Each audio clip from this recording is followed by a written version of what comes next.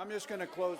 I'm going to close with one thing that I promised the parents with Michael and Susan. And I speak to all Americans on this over these last 24 hours, what you saw. You're now knowing more about this young man, beloved by his family, accomplished ICU nurse, skillful in ability to work with veterans, someone who's beloved by community, no criminal record, lawful firearms owner. And you know what you saw. And then you heard the most powerful people in the world, certainly in this country, President, Vice President, Greg Bovino, Kristi Noem, narrate to you what you were looking at, that this was a domestic terrorist, crazed, running at law enforcement with the intent to kill massive numbers of them,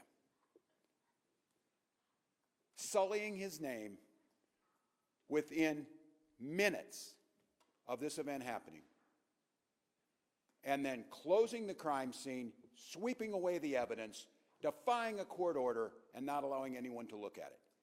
I don't care if you are conservative and you are flying a Donald Trump flag, you're a libertarian, don't tread on me, you're a democratic socialist of America. This is an inflection point, America. If we cannot all agree that the smearing of an American citizen and besmirching everything they stood for and asking us not to believe what we saw, I don't know what else to tell you. This has to be the moment. Your government, here in Minnesota, I've made it clear, I'm accountable for things that happen here, and I will take responsibility for that. Someone has to be accountable. Someone has to hold the final decision on this. And sitting behind a keyboard at 2 a.m. and besmirching a VA nurse and a son and a coworker and a friend is despicable beyond all description. This is not we need to see both sides. This is not we need to wait for this. This is basic human decency. And at this point in time, I'm just asking, try for a moment to set aside the political side of it and go back and ground in the humanity of this.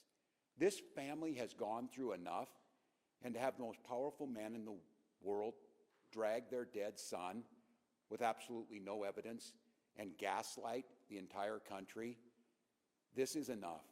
And I would say, President Trump, you can end this today. Pull these folks back. Do humane, focused, effective immigration control. You've got the support of all of us to do that. Let our law enforcement continue to do what they do, making Minnesota one of the safest states in the country, one of the best places to live. Allow our children to go back to school. We have got children in Minnesota hiding in their houses, afraid to go outside. Many of us grew up reading that story of Anne Frank. Somebody's going to write that children's story about Minnesota. And there's one person who can end this now. And I'll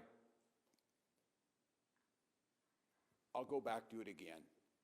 Please show some decency, pull these folks out, reset this situation, and allow us to do the job that the Attorney General, myself, were elected to do, protect the people of Minnesota and carry out the laws of Minnesota. We'll be back with you when we get more information.